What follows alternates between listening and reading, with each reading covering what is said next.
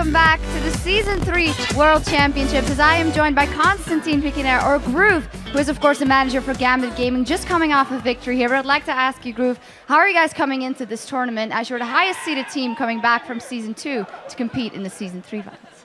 Как ты считаешь, как вы в турнир выходите? Ну, во-первых, я хотел бы сказать спасибо всем нашим российским фанатам, которые сейчас нас смотрят. В России сейчас раннее утро. Ну а по поводу турнира, как бы для нас он начался, можно сказать, хорошо. Мы победили команду Миньески, но наша группа, на мой взгляд, тяжелее группы А, как бы, и нам будет достаточно тяжело из нее выйти. First of all, I just want to thank all the fans that are watching us and from Russia, and I do think that the group B is probably harder than Group A, and so it's going to be quite the feat to get out of there. As you just come off a very nice win against Team Mineski, who do you kind of think are your hardest opponents in that Group B, and why? Кто считаешь сейчас самые большие оппоненты? Ну, я думаю, что все очевидно. Естественно, это корейские МВП Ozone и Fnatic. Но, как показывает практика, одно дело доминировать в своем регионе, другое дело показывать хороший результат на чемпионатах мира. Как бы об этом говорит то, что вот Vulcun обыграли команду Fnatic, поэтому здесь шансы есть у всех команд, здесь собраны самые лучшие представители своих регионов, и не стоит выделять кого-то особенного, все может быть, это чемпионат мира. So while Korean and the Asian teams are obviously pretty strong coming into this, we think that any team stands a chance to really compete. For example, Vulcun versus Fnatic, and so just because somebody's leading their region, everybody's got a shot. All right. I would like to ask you, Groove, specifically how you deal as a manager with the fact that you're with a team that can do so well when they are on point, but they also have a lot of ups and downs. How do you try and kind of mitigate that? Как ты способной командой своей руководишь, когда они имеют такой большой потенциал, но иногда очень много вверх и вниз? Ну, скажем так, мы ориентируемся на результат. Во время лиги, во время групповой стадии мы можем играть хуже или лучше, но в любом случае, всегда на всех турнирах, где бы мы ни принимали участие, на протяжении 2 лет мы всегда занимаем топ-3. На мой взгляд, как бы самое важное — это стабильность. И у любой команды, как у любой организации, есть спады и есть падения. Как мне кажется, у нас не так много спадов. He thinks they don't have that many falls. Ultimately, when it comes down to it, the main tournaments, they always manage to come up top 3. The stability is really important, and Gambit's got it. All right, and then finally, great win against Mineski. What do you take of all that was positive about that game into your next game? What were you particularly impressed with of your team? Классный выигрыш команды Миньески. Какой у вас вывод? Ну, я думаю, сейчас самое главное нам сфокусироваться на оставшихся командах. Сейчас мы будем смотреть еще раз матчи корейцев, будем готовиться к ним. We're going to do a bit of studying, looking at the other teams, specifically some of the Korean teams, and keep going from there. All right, well, thank you very much, gentlemen. As for us, it's time to get into our next matchup, so let's go over to Trevor and Freak over at the desk. Thank you very much, Shocks. Before we carry on, I think Konstantin's suit was awesome. Yeah, that's pretty. How do you get a suit with sponsor logos on it? It's pretty sweet. Guys, it is time for our 8th match of the day. Korea's Samsung Galaxy Ozone versus North America's Vulcun. And for mancloud and his team, they come into the showdown off a big win over Fnatic in their first match here at Worlds. Exactly. Vulcun looked great. They started off with 2 kills at level 1, and they kept that pressure up, finishing the game at just over 31 minutes, and they were led by mancloud. He had a great game in Oriana. He led Vulcun in kills, of course. He had more kills than all of Fnatic combined. He also had at least 6,000 more gold than anyone else on Fnatic. The guy put on a great performance, and for a team based around mancloud, he's not disappointing. Yeah, and now mancloud and Vulcun step back onto the Rift. But this time, it is against the Korean powerhouse of Ozone. Yeah, and just a heads up for those guys who've been watching the seasons over in Korea, this is the team formerly known as MVP Ozone, but they've got a new sponsor and a new name, but it's the same team. These guys are incredible. So Ozone, they won the spring season in the Korean League, and they came 3rd during the summer season. So great results there, but because of their circuit points, they're actually Korea's #2 seed coming into this tournament. Yeah, and leading the way for Korea's 2nd seed is their terrifying triple threat of Imp, Dade, and Dandy. Yeah, so let's start with Dandy. This guy is widely regarded as the best jungler in the world. And we just saw Gambit playing with Diamond. This guy's taken his throne. Guy's incredible. He plays mobile junglers like Lee Sin and Elise. He's really good at catching you out. And when Dandy gets someone to recall to base or kill someone, that team capitalizes really fast on advantages that Dandy builds. Now, next up is Dade, the mid laner. And he is amazing at assassins. His Zed is legendary, and he often becomes that during the game. But the most deadly player on Ozone is their AD carry, Imp. He has a hyper carry with great mechanics, and he's going to clean up team fights really, really, really well. He leads Ozone with a KD of almost 5.5. His Caitlyn and his Vayne are freaking scary. That's a massive KDA. Yeah, he's real good at this game. And now, since both these teams like to play for the late game, right? You've got Zuna, you've got Imp right here. The battle between the hyper carries is one that you kind of got to give to Imp here. Yeah, it's definitely something that Ozone will be hoping their AD carry will be out-damaging that of Vulcans. And, you know, while Ozone do come into this match with one of those most deadly dual lanes in the tournament, they have a lot of respect for Vulcan's solo laners as both teams fight to rep their regions right here at Worlds. I don't think I've ever played a Korean team. Because it's Worlds, I do feel like I'm representing my team and America as well. Playing against Samsung Galaxy Ozone, I think they're one of the best teams in Korea right now.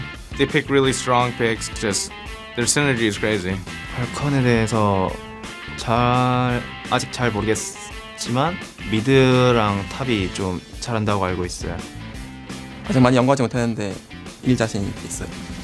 개인적으로는 이제 한국의 대표 정글러가 저라는 걸 보여주고 싶은 거고 팀적으로는 우승하는 게 목표죠. I think their jungler is probably one of the best ones. I'm going to learn a lot from Dandy. It's pretty exciting to know that I'm going to be playing against one of these guys, and just want to see how I match up. I absolutely love hearing these teams show a lot of respect to their opponents and basically feeling it out. These are very safe previews saying we're not sure where we want to go, but we think if we play right, we can win. And that's the thing, it's the World Championships. Everyone here is a real threat and an amazing team. You go in saying, yeah, they're one of the best in the world, easy, right? Yeah. No one's going to actually do that. Maybe double it, but that's about it. Well, that's why he's on the analyst desk. Yeah. Oh. So let's take a look at those starting lineups. In the blue corner, it is, of course, Ozone. And instead of Homme in the top lane, it is going to be Looper. In the jungle, it will be Dandy, as well as Dade in the mid lane with Imp and Mata as your AD carry and support. And on the red side, it is Vulcun with Sycho sit in the top lane, Xmithie in the jungle, who, by the way, we talked about junglers a second ago.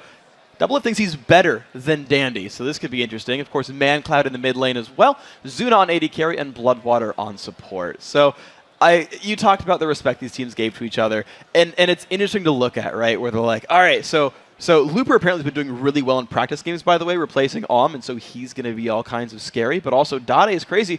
And they just said, well, but Vulcan's top and mid are also really good players. Yeah, we're about to jump into Champion Select, and one of the areas where Champ Select is very difficult for both of these two teams to deal with is the fact that there is a fair amount of shared champions across the board. I mean, as far as the mid laners are concerned, they've both got a love for Zed. They've both got a love for those assassins, but they can both play such a multitude of champions. Similarly, for the junglers, I mean, we've been hearing Xmithie and Dandy. You know, Xmithie is like Dandy Light, according to Monte Cristo, and Xmithie is Dandy Super Saiyan, according to Doublelift.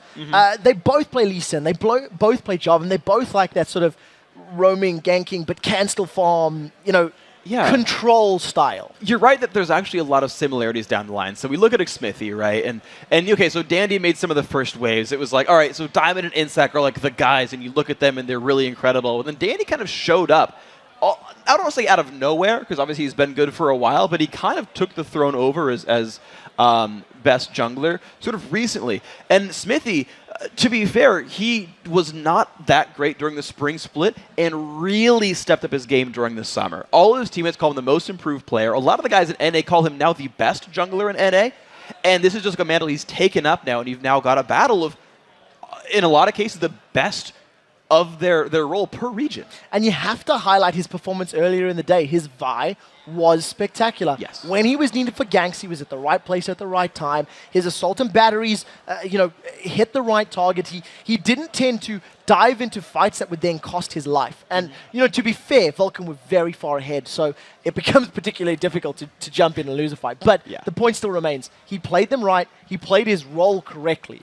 And that's got to be a great confidence boost going into this game. It definitely is, and we've always made the point that like it's easy to be a good jungler when your team is winning because you'll get so much golden experience from all your ganks succeeding and you having always control of the jungle and always getting the dragons and turrets. It's wonderful. But Xmithie has actually made those happen for his team, and that makes him such a good player. But I also want to take a step back and look at actually the teams overall and how they play, because looking at Ozone and trying to figure out what they're all about, they're actually pretty reserved. They're kind of like a really good version of the old Counterlogic Gaming NA squad back when they had Hotshot. And this is still assuming that Homme was playing because we haven't seen this team with Looper. And they're very safe. Now, they understand the map incredibly well. They know what advantages will open up and what things they don't have to care about. And then they'll attack when there's some kind of opening. But compared to a team like OMG, who just makes opening and just puts a crowbar in there and says, the door's open now, let's go! Ozone, thank you, waits for the door to open. Yeah. And then we'll walk through it, and then walk through it very cleanly. And when they try to close out the game, they'll often like kill 2 Barons and 4 Dragons while still holding a lead, and close the game out. They take their time winning the game. Whereas you look at Vulcun, and they actually didn't lose much time closing a game out, which can be really important because you'll see comebacks in this tournament. Yeah, that was very, very important against Fnatic. They really did not waste the lead that they had generated. I want to go back to something you touched on during the course of the discussion about Ozone, is the fact that Homme is not playing. It is Looper in the top lane. So Looper is a player that's been on the roster of Ozone throughout the course of the OGN summer season, but didn't actually play a game in Champions. You know, Monte Cristo was talking to us about it and said, well, he hasn't played a game professionally. We've heard through some of the players that he's been playing some Cannon top lane, doing very, very well. And what I want to highlight is the fact that in that previous game, Sycho Sid played Nasus top lane fantastically well. That was one of Homme's signature champions. So exactly, if Vulcun want to pull that similar sort of strat or that similar sort of composition out again, Ozone are going to be well aware of the ins, the outs, and most likely would be able to theorize a counter to it. Yes. Because it used to be one of their mains. And that's the interesting thing, actually, is basically in that first game, Vulcun was forced to blind pick their top lane. That Fnatic waited until the last pick to pick a champion for SOAS, and so they had to say, well, we can't just like run Jax against whatever. He'll get counterpicked. It'll be a horrible experience. And so they picked Sycho Sid, a safe top laner. And the thing is, safe top laners were kind of Homme's specialty. And he would just play guys like Shen and Zac, at least before the nerfs, or play a lot of Nasus and just, well, I can't lose lane and I'll be a split pusher and I'll just pull attention and whatever. Now, with Looper being more carry focused, right, you've got to expect he plays those, even though we talked about it in the pregame, those Trinity Force top laners that we haven't seen yet, you expect him to play some more high-impact champions, and that'll be a fun matchup, because Xmithie does really well in lane. He can beat up people who play high-impact champions. Well, we'll have to see how it works out. I'd like to pose a question to the analyst desk for later. So far, we've seen those Trinity Force champions in the AD carry role. Not so much in the top lane role. We're still seeing those traditional sort of tanky initiator tops. Yeah. But that is an aside. We are into champion selection for Samsung Galaxy Ozone, taking on Vulcun.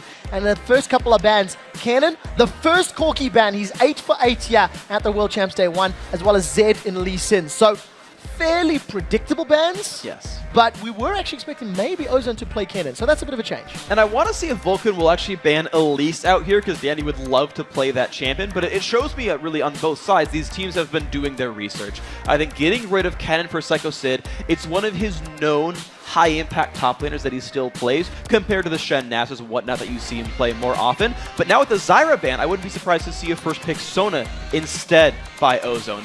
Like, this is what we saw Gambit do a second ago, is they banned one, picked the other. Here's the exact same setup on a lot of different fronts, actually. And you can also remember that not only do they have that option available to them, but the Nami is a champion that Mata has played exceptionally, and of course, Thresh being the third champion, which of his most played. So Thresh, Zyra, and Nami, the 3 most played champions there for Mata. So Ozone may be playing it a bit safe, blocking the support. They're not revealing anything about their comp.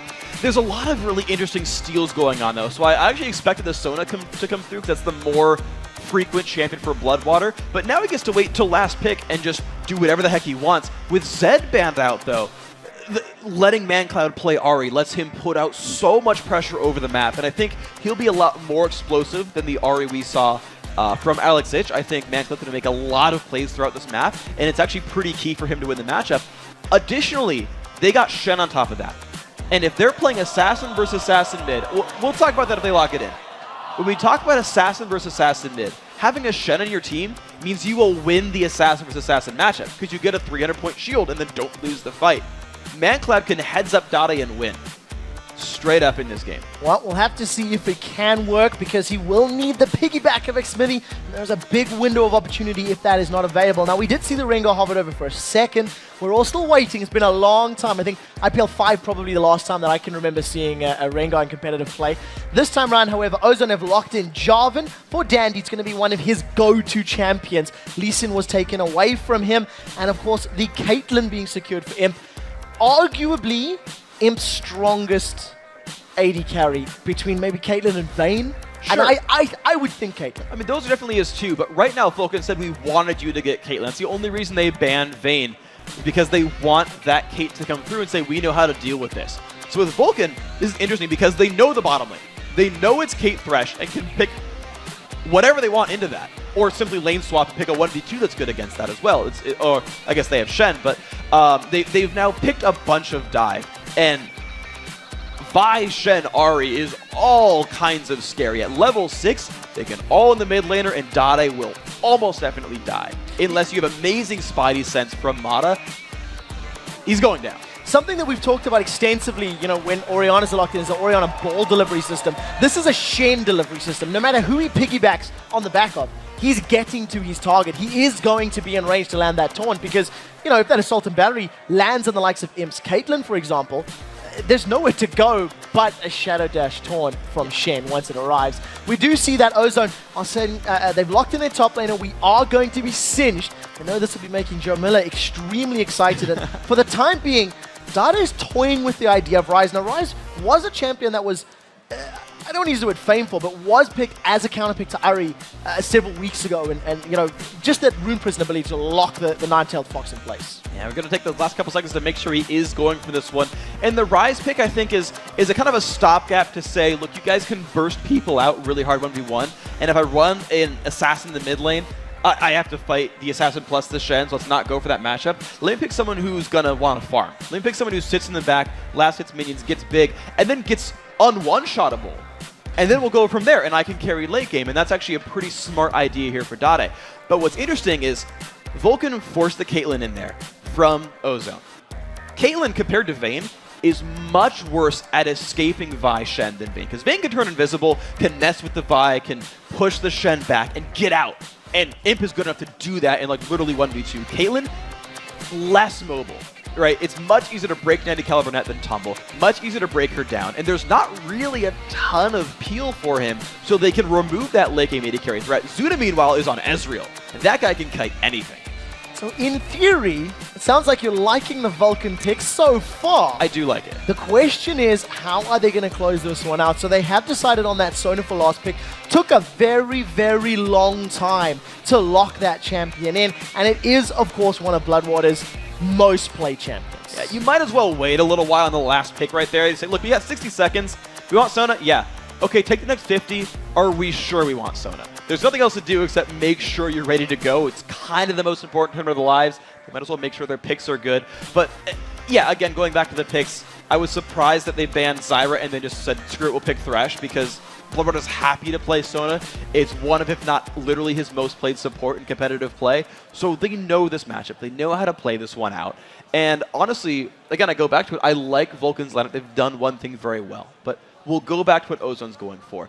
These Singed versus Shen matchups actually really good for Singed. Singed needs to get a bunch of gold, and Shen can't threaten him out of lane. So Looper will get big and threatening and scary. And when you're dealing with Assassins, Assassins don't want to focus a Singed. So he'll get to run to the back line and wreak havoc. Well, I imagine both of these teams will be considering 2v1s. We'll see who pulls it in their favor. Let's take a look who you guys think is going to win this matchup. According to lolesports.com, 67% of you agree with the analysts and think that Ozone is going to be walking away the victor. And as we said, 4 out of 4 in favor of Ozone.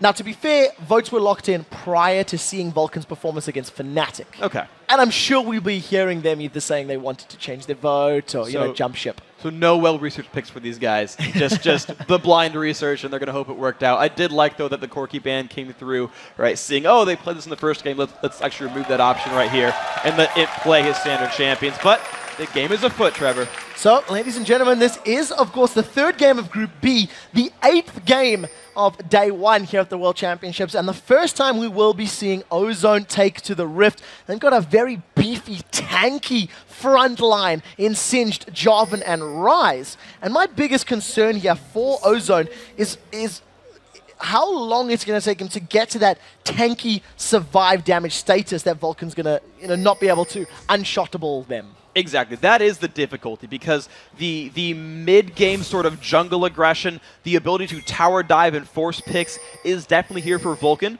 But as you sort of alluded to, an assassin-heavy team from Vulcan doesn't like killing tanky targets. But with Rise, with the Singed in there, and even Jarvan to an extent, those are tanky guys who don't care that much about Ahri Burst, Vi Burst, or any kind of damage that Shen puts out. Well, we do see Vulcan with some very, very deep wards. Vulcan, dare I say it, pulling an Ozone with that lane ward, going to give them vision of Ozone's, whoever runs to that bottom lane. And it's going to at least tell Vulcan where that solo and duo lane is going, allowing them to make a decision on the matchup that they want best. And what's interesting about Vulcan's level 1 is they actually diverted or differed from their standard level 1, because MVP, or not MVP, sorry, but Samsung Ozone actually pinged the expected ward positions from Vulcan and got each of those brushes wrong.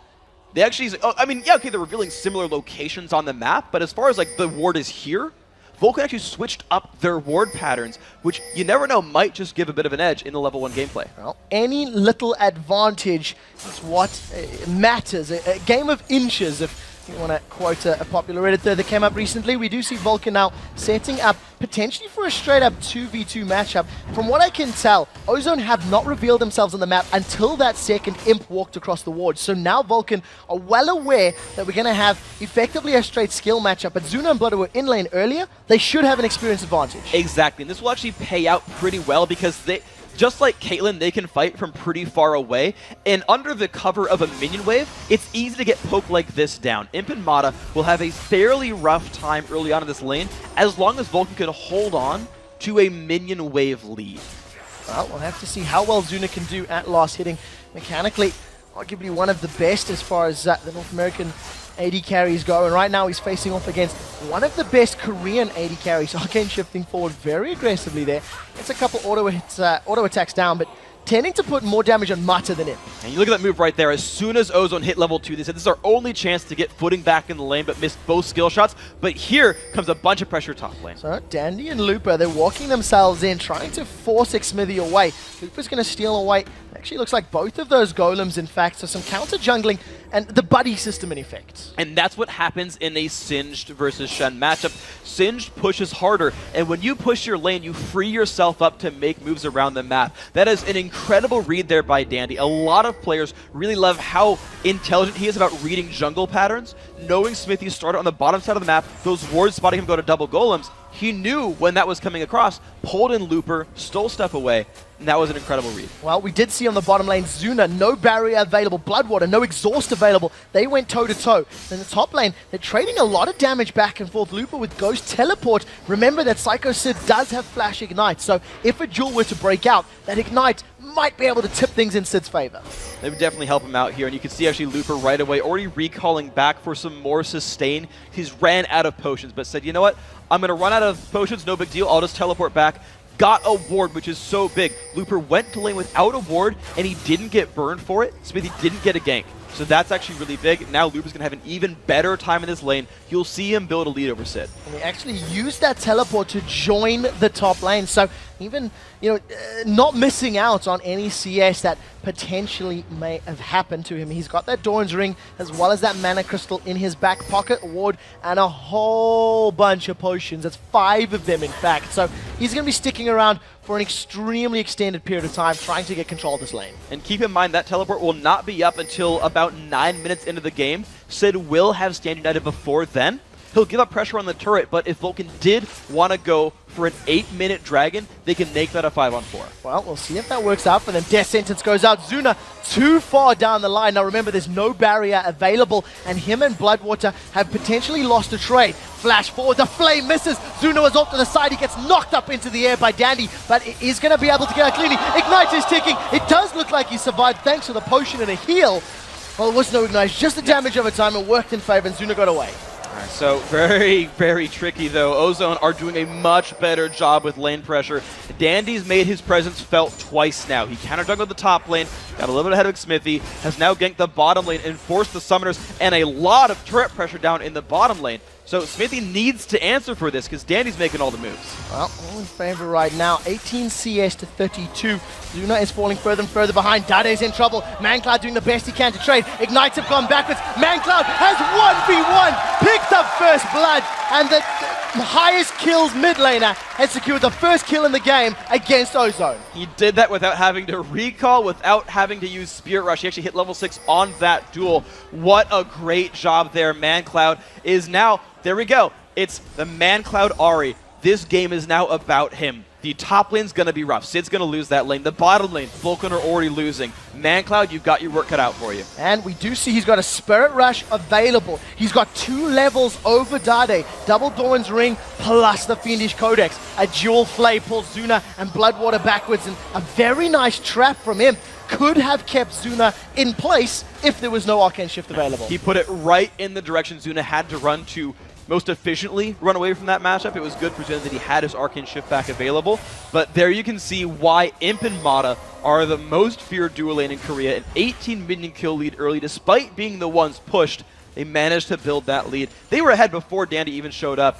Imp's going to get to reach that late game status, and Zuna's going to hope that the Trinity Force spike is enough for him to have some presence in this lane. Well, we'll have to see how quickly he can get there, because at this point in time, he is very far behind as far as that gold is concerned. Mancloud is moving his way towards that top lane, does put a ward down. That's a pink, in fact, as well. And, you know, Dandy, pretty well known for the quantity of vision he places around the map. The early pink wards are so important for these teams because pink warding those brushes, those are these standard ward spots for either team. This says Vulcun wants to know where the mid lane roams go, but also deny vision of where those mid lane roams go. They're guaranteeing Mancloud can make his way around the map. Well, we'll have to see how efficiently those roams can work, because it's really all on him. 7.5 minutes on the clock. We did hear a little bit of whispers of maybe an 8-minute Dragon. As you can see, Sycho Sid does have Stand United available. The duo lane is there for Vulcun if they wanted to challenge it. Mancloud goes forward. The charm doesn't land. He manages to sidestep from the knockup, goes back in and putting a lot of damage onto Dade and Dandy. And this lane is definitely in Mancloud's favor. And he put Dade at no health and no mana, and he does not have a blue buff. The mid lane's been forced to recall back. Sid has Stand United. This was a theoretical opening for Vulcun, but unfortunately their bottom lane's in no shape to go for it. Well, we do see both members of Vulcun's bottom lane recalling right now. They're going to back away, pick up a longsword, a couple of potions on both of them, in fact, and really want to make sure that they don't get caught out by Dandy's job, and they do not want to run the risk of falling even further behind. They're going for the blue buff. Xmithie's already got his way through the jungle. He knows Dandy's come across the wall. They're going to be able to single out Dade. They're going for it. Assault and Battery slams Dade into the ground. Here comes Shen. Stand United is up. Vault Breaker's forward, denting blows, but that doesn't manage to land the taunt. Sycho Sid's Ignite will be enough to close it out. A flash away from Xmithie as another charm goes wide by Mancloud. Now Spur Rush is not available, nor is there a flash. The poison is ticking, and Looper is running loops around Mancloud. The poison's going to be enough to pick it up, but that's a lot of damage onto Dandy. If there was a little more auto attacks, he could have traded back and forth. He was about 50 damage away from picking that kill up. I was surprised to see that coming in, but you can just see Vulcun focusing their attention. They have an early game plan, and they've built an early game lead. Vulcun, they're a good early game team. I'm surprised they didn't get to steal the blue, unfortunately for them, but the Looper roam without teleport, that was important. Well, we do see Looper. He's returned to his lane. 78 CS. He's got that Catalyst of Protector completed. He now has a blue buff as well. So it's going to be poison all day long. And he's going to be making Sid's life incredibly difficult up there. And now remember that also, yeah, exactly, that Sid doesn't have a Sunfire cape. He had to go early matter just to survive the duels that might come out against Looper. So he will repeatedly shove to Sycho Sid's turret and the teleport advantage is there for Looper. Vulcun has to sneak this dragon because they can't take it otherwise. Well, they do have vision control right now. Ozone has absolutely no idea this is going on. There was some blue team pings in the tri-bush. We do see Dandy coming around the side. He's farming up his Wraith Clampers. mancloud and Xmithie should be able to pick this one up cleanly. And Vulcun, like ninjas, sneak that dragon away, completely unknown to the Ozone members. That was well played. Now, to be fair, there might have been an inkling because there was a ward over dragon, and Xmithie had pinked it just a couple seconds ago. But the lane could have roamed if they wanted to. That was a possible contest there for Ozone. So Vulcun, again, finding themselves an opening. Only a 1,000 gold lead. The only way they're ahead right now was that dragon sneak. So keep in mind this game is very, very close. mancloud's making the early moves. Sid's back to farming in the top lane. And now that he's tanky enough to survive Singed, and there's no dragon on the map, he could just farm up, wait for Sunfire Cape, and Sid's going to be okay. Remember that we're talking about how powerful Vulcun are in the early game, talking about how good mancloud is with this Uri, and you know, Ryze is a champion we haven't seen much of since the Tier of the Goddess changes, which slowed the stacking on that. It delays his power spike. You see Mata and inputting a lot of damage onto Zuna as he's alone in lane. Bloodwater's been back a few times without Zuna's Ezreal, and it's resulting in a 30 CS advantage right now. Yeah, that bottom lane, the Thresh pickup ended up working dividends. Zuna gets caught. Take a look at that. The Flay throws him forwards. A flash forward after the net. She acing the hole coming down. It's not going to be enough, but that's very close. The Ignite was ticking away. True Shot Barrage goes down just to clear out the wave as much as possible. But Zuna is in trouble against Imp's Caitlyn. And Zuna's not really getting any help from his team. This lane has been left to sit there. Oh! Crescendo goes out, and that didn't catch anybody. But it forced the flash from Imp because Xmithie was coming right in behind that and said, we think we can pick up the kill there. So actually a trade of flashes is not the worst thing for Vulcun. But like I was saying, they weren't getting much help there. Xmithie finally showed up to the bottom lane for like a real gank. But it's really Vulcun focusing the mid lane, trying to remove dade. And the interesting thought is, I always like thinking about what champion a team first picks. Because I feel like if you're going to first pick something that better matter for your team. And they first picked Thresh for lane dominance. That has happened here for Ozone. Vulcun said, you didn't pick Ahri? Great, we'll take it. That's gone well for Vulcun. Well, mancloud's going to be hoping and praying he can dodge and sidestep and Spirit Rush away from Mata's hooks once we get to these mid-games, because if you add that crowd control plus Ryze, mancloud's Nine-Tailed Fox is not going to have 9 lives, and he's going to get shut down. Mata sneaking himself around the side, but he has walked over a ward, so Bloodwater and Zuna back away. Very, very well timed there. They're still 30 CS behind. If Zuna can continue to hold this lead, it will become less significant as the game goes on. However, Kaden will always outscale Ezreal as far as that on-hit damage is concerned. The one really sort of opening that Vulcun has is that Trinity Force is cheaper than Infinity Edge by about 200 gold, and Zuna didn't go for upgraded boots. So that's 200 gold he saves from just the item being cheaper, and another 575 from not going Berserker's Greaves. So despite that 30-ish minion kill deficit, Zuna will hit his first big item about the same time as Imp and will have a similar power spike. So Vulcun actually has a fair bit to work with in the mid-game. Well, we'll have to see how well they can make use of that. Dragon was secured a couple minutes ago, and it was one that Vulcun were able to sort of sneak away thanks to some great timing and great positioning. Ozone will not be wanting to let that happen again, so we'll see how well they can set up their vision and try to defend it. Rod of Age is completed by Lupa in the top lane there. That's going to be stacking up. You see in the bottom lane, Zuna taking once again massive amounts of damage, and very luckily for him, Bloodwater Sona is keeping him as healthy as he possibly can. Yeah, that's a really fortunate pickup for Vulcun. If it weren't for Sona, I think it'd be a much worse matchup for Zuna. But it's also worth mentioning that Ozone's going to keep scaling. You talked about Caitlyn getting crazy late. Can you talk about Ryze stacking up? If Vulcun don't keep making moves, this actually will start to turn sour for them. Well, mancloud, we caught a glimpse of him. He had 2-level advantage in the mid lane. Right now, Lupa has turned the tables on Vulcun. He has a 1-level advantage, and he's doing, you know, what Singed do best, and basically playing like a bit of an a-hole. He's just pulling Sycho Sid around. He's farming behind his turret. He's being a nuisance as much as possible. But to Sid's credit, I actually called the matchup wrong. I said it would be really rough for Sid. He'd fall behind. He's actually exactly keeping up in minions. In fact, this lead was bigger before, so Sid has actually grown a minion kill lead over his opponent. The early Spirit Visage kept him from doing much of anything. Oh, a great charm there onto Dandy. mancloud. Spirit rushes away. Here comes Stand United. There's a teleport in from Singe. Lupa wants to get involved in the fight. Xmithie's going to be in trouble. The charm is going to delay Mata, but it's not going to be enough. True Shot Barrage flew across members of Ozone, but a great pickup. And now with Dragon spawning in a minute, they may decide to stick around. Well, they can't just stay right there. They've probably got to go back to their own lanes. With teleport down, that might be rough. This could be a catch in the city. Proudest. So it's may see who they're going to fling forward. A very nice taunt's going to hold Looper in place. Orbit Deception goes up by mancloud. He does get caught. Fling, rooted. The bounce goes back and forth. That's another kill for Looper. Sid is able to pick up a kill onto Dade, but Looper is just running circles around Vulcun. He's 3-0-0. And a Singed that is 3-0-0 with Rod of Ages and a bunch of kills, gold. Yeah.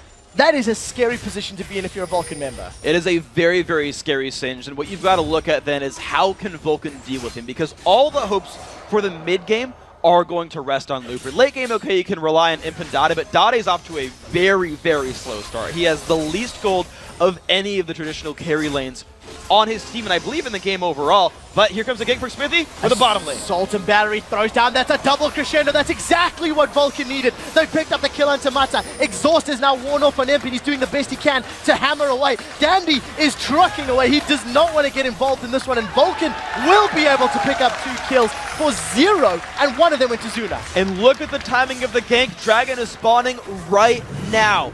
So let's watch this gank come in. Xmithie managed to sneak in and just says, screw it, all in the Thresh, because Thresh would otherwise be able to pull in Imp with the Lantern. And the exhaust on Bloodwater early to make sure Imp cannot run away just gives so much lane control here to Vulcun. There's nowhere for him to go.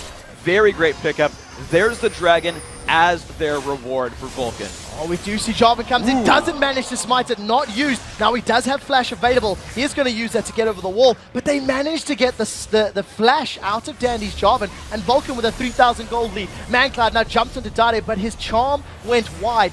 mancloud's charms have not been hitting yet in this early game. You're right, they absolutely haven't been. Some of that, at least in this case, was Dade's Rise ultimate giving him bonus move speed, lets you more easily dodge Ahri, which I actually like as now a matchup choice because you've got some of the tools to break apart what Ahri wants to do, and because your innate tankiness by being Rise is decently high, Ahri needs to land skill shots to actually kill you. Compared to killing an AD carry or maybe like a Zed, you can rely on Deathfire, Grasp, Spirit Rush, and Foxfire, the things that don't require aiming, aside from clicking on your opponent to deal damage. With Rise having enough health, she must land skill shots here, and you can dodge them. Aiming can be very hard at times. Zuna and Bloodwater hold onto their tower for a few more seconds. That tower is within inches of going down. And we do see Sycho Sid is once again going to get flung over his shoulder. Sid is just going to say, look bro, I don't care. I want to farm. Throws out a couple of blades, and they're basically just going to keep trading back and forth a little bit. 155 CS to 156. This is even as it's going to be. And basically, both of these champions want to impact the mid-game. Dandy's going to try and get involved here. Does walk across a ward, actually doesn't even hide himself anymore. I think the focus is definitely going to be this tower. Yeah, exactly. Dandy showed up to make sure they had enough people to make that fall down. Ozone getting the first turret of the game. And that is one thing that Dandy does well. Money Crystal calls it ganking for pressure. It's making sure his team has the numbers advantage to make objective leads. Ozone plays for objectives. Dandy ganks to get pressure over this. Well, Mata and Imp are going to be able to secure the red buff there. Now Xmithie is in a little bit of trouble. He slams Imp into the ground. The Lantern is available. Imp takes a ride in the Dark Passage, gets out cleanly. Now Xmithie's in a little bit of trouble. Does manage to get taken out by that Ignite. Imp is now being jumped on by mancloud. Should go down in the background. Zuna, Bloodwater, and Sid are onto Dade. He has been dropped. They now turn their attention onto Mata. He has now been dropped. That's a double kill for Bloodwater. The taunt does manage to catch onto Dandy as he flag and drags out to safety. While all of this is going on, Lupa's in the top line. The True Shot Barrage manages to pick up the kill. Zuna gets out with 100 HP, but Lupa is left untouched. He's going to get himself a tower for this one. Vulcun 4 for 1, but they lose the tower. But that was so good for Vulcun, and that is cooldown reduction at work for you. Stand United, much shorter cooldown than Summoner Teleport. Xmithie just man-mode start this fight, knows he has Shen on his side. Watch this Lantern, though. That's a really, really good disengage right there, and it forces Xmithie out of the fight and actually drops down. Imp, unfortunately, has nowhere to go. mancloud just is able to solo him out. But watch Zuna. Takes a lot of damage, just flashes in time to not take the Cataclysm damage at all, and then it's just mop up here. Vulcun, honestly, that's just like so well played, and making a 5v4 is just impressive. Vulcun landed every single ability they needed to. The taunts from Sid lock them up. The crescendos from Bloodwater have been so good so far. And look at the power spike. Trinity Force is done for Zuna. Infinity Edge is not done for Imp. Imp actually has enough money now to go back to base and buy it, but there's still this window until Imp goes back.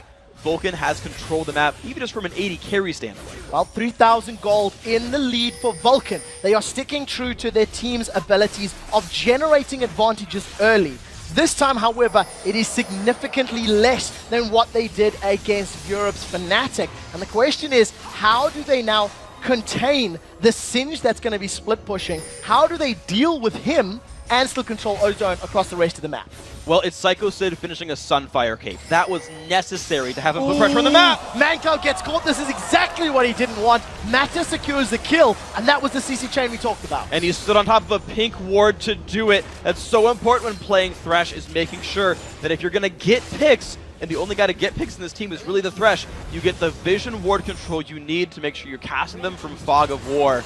And this is now Ozone still trying to push. The most important member of Vulcun is dead. Oh, we do see a Flake coming back. Now Xmithie's going to throw himself in. Assault and batteries down. Crescendo does catch Imp on the backline. Shani's here. Now Zuna's joined the party. True Shot Barrage goes across. Zuna picks up the first. Teleport's coming down for Lupa. Let's see what he can do. Zuna with double buffs up is trying to control the fight. They've traded support for support as the ace in the hole slams down Xmithie. Lupa's going to be forced to run away. He doesn't want to fight double buff Ezreal under tower. And that was a 2-for-1 fight that Vulcun started. That was not the best idea for these guys, pulling the gold back to equal between these teams. You see what happens when Vulcun doesn't have their mid laner in that fight. The picks, so important here.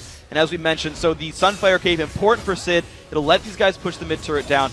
But Sid, honestly, I feel like Vulcun could go back to what style worked for them against Fnatic, which was go send Sid on his own. He will teleport more frequently than Looper. He has about half the cooldown, less than half the cooldown on his global teleport. So Sid can keep that pressure. And now with the Sunfire Cape, he can win a duel against Singe, and he can keep the minions dead about as fast as Singe can do that as well. So in telling Sycho Sid to channel his inner Tom Hanks, stick himself on an island, find his Wilson, and use that to keep control of Looper, because it's what he does best. And as a split pusher, to deal with a split pusher, we'll see how this works. Does get caught up, rooted in place by that Rune Prison. Ignite is now ticking, but here comes Bloodwater. Crescendo's going to be up in a second. The question is, does he want to use it? Now we do see Sid is down. True Shot Barrage comes out as Dade is dropped to below 200 HP. mancloud is forced away out of the fight. Spirit rushes backwards, doesn't have any more charges, as much as Ignite, I believe, picks up the last bit of damage. Now Zuna wants to try and clean up. He will get one onto the support, but he's taking a lot of damage from the Infinity Edge Zeal. Barrier has already been used. Imp has barrier available. Zuna is looking for Dandy, not going to be able to pick it up, and Imp gets the shutdown, plus 500 gold. Now all of a sudden Xmithie's in trouble. He turns back, manages to dive onto Imp, breaks the denting blows, but that's a double kill for Imp. The last person you want to give kills to. mancloud got greedy in that fight, got himself killed trying to pick off Dade, the tanky mid laner, pulling enough attention, pulling enough of the damage, and getting out. Let's watch this fight. So Sid gets caught, he's going to try to run away, that's fine, but it starts the fight for Vulcun. Here comes the rest of the battle. The engage comes in, they try to dunk Dade. Watch mancloud here. Says, I think I can get Dade. Oh no, Flay, knock up, no I can't, Imp.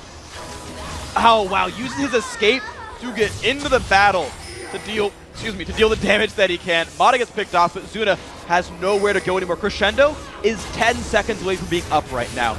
Can't cast it. Watch this nugget from Dandy. Flashes to get it. Zuna just can't find the damage.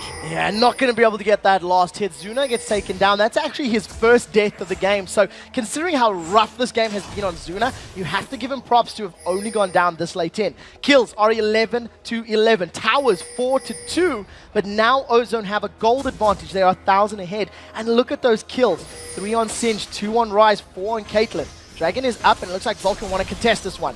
Xmithie's going to charge that Volt Breaker up. Ace in the hole comes down. That does nothing to Sycho Sid. In the background, Xmithie is going to slam Mata down onto the ground. True Shot Barrage comes up. That's a 3-man taunt. Dade's the first target as mancloud. He's forced to run away. Stand United is now being channeled onto mancloud's Ari. He should be able to back away for a few more seconds. A great taunt from Sid is keeping Lupa down, but the poison is going to pick up the kill. In the background, Imp continues the chase. Now Dandy wants to get on Sycho Sid. He has knocked him up in the air. Zuna goes forward. The death sentence lands onto Bloodwater. This is a messy fight from everybody. Mata flays them backwards. Piltover gets one. Dandy gets two. Sycho Sid's going to be number 3.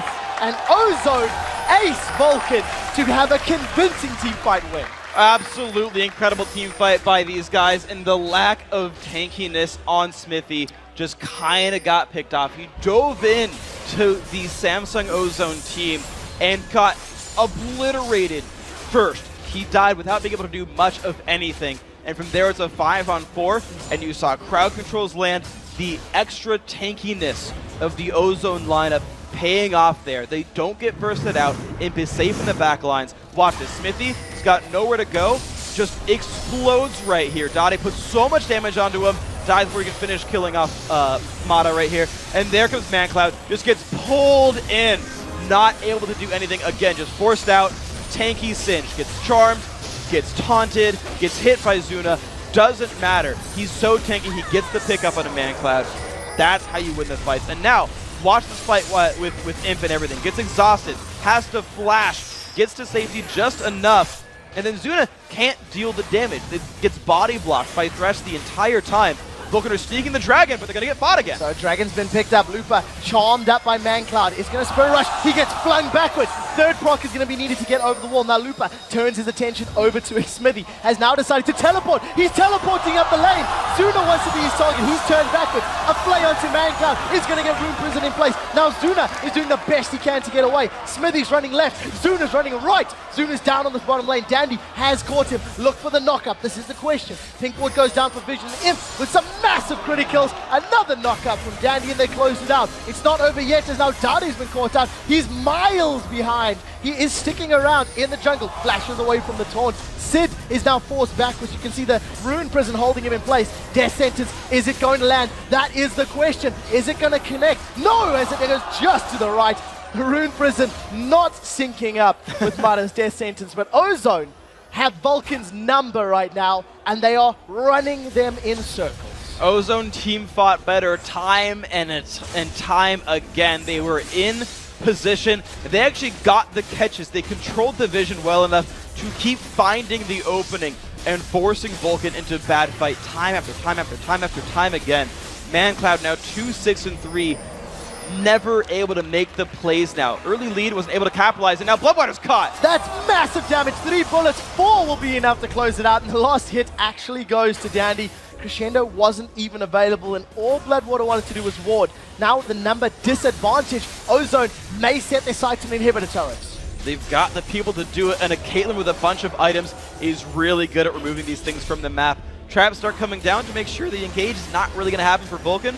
But honestly here, this is just a siege that will likely work for Ozone. They've got Baron buff and a lot of item advantage. Oh, we do see Insanity Potion has been drunk there by Lupa. He's taken a lot of damage. He gets taunted up, but Sid, that's not the target you want. Imp is hammering away from the backline. Death Sentence goes out, doesn't connect. Xmithie eats the ace in the holes. You see Sid does get dropped in the background. Stand United was not even used in that fight. mancloud's doing the best he can to fight, but Lupa is just running through everybody. That's the 3rd kill of the fight, as now Zuna is down, and without an ultimate available, mancloud's going to have little to offer in defending this Nexus. The first turret falls, the next turret falls, and Vulcun, they look good in some places, but not good in others, and right now, Ozone are going to be picking up their first win carrying Group B.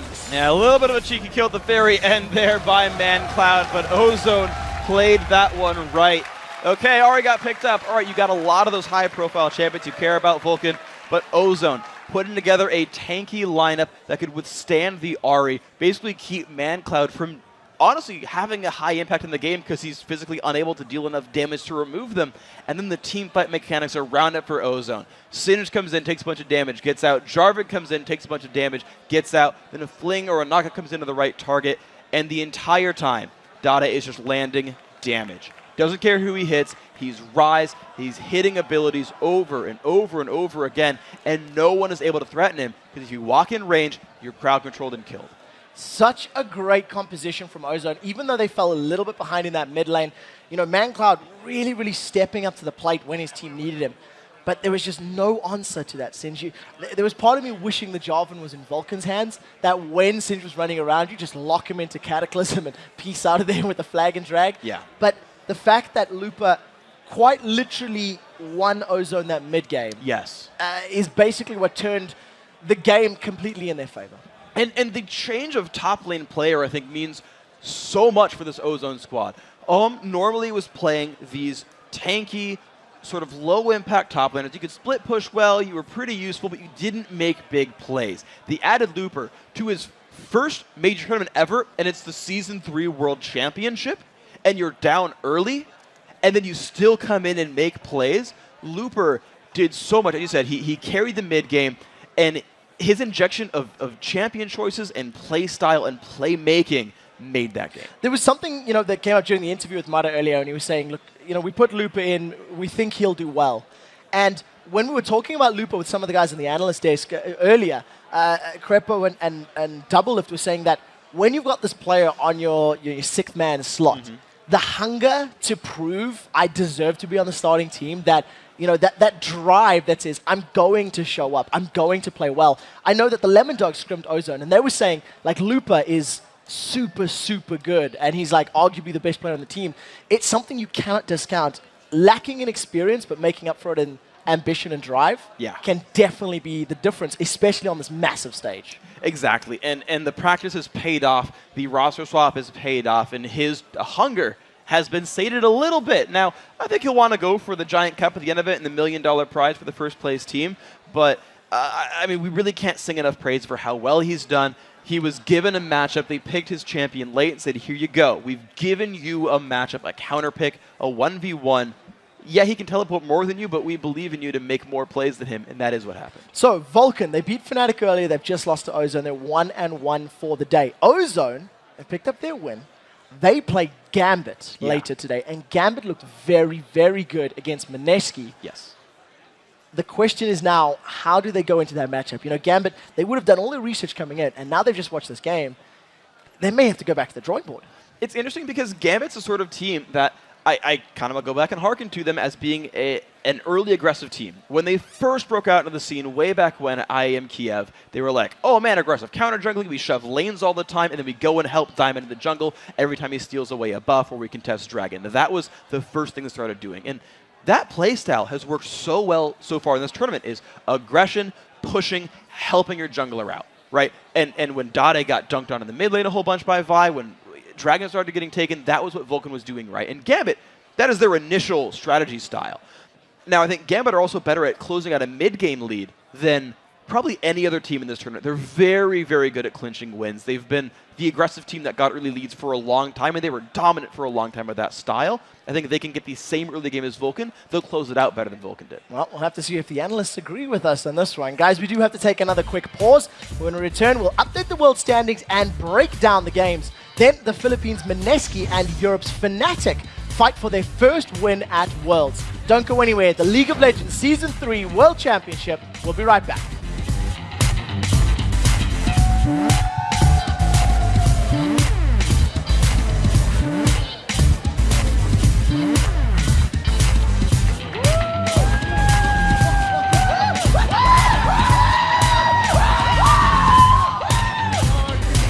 아래 매혹 조심. 이거 형석이 형 아래 봐. 오케이 이렇게 나이스 이겨 빼. 나이스. 노플 형석이 형 노플.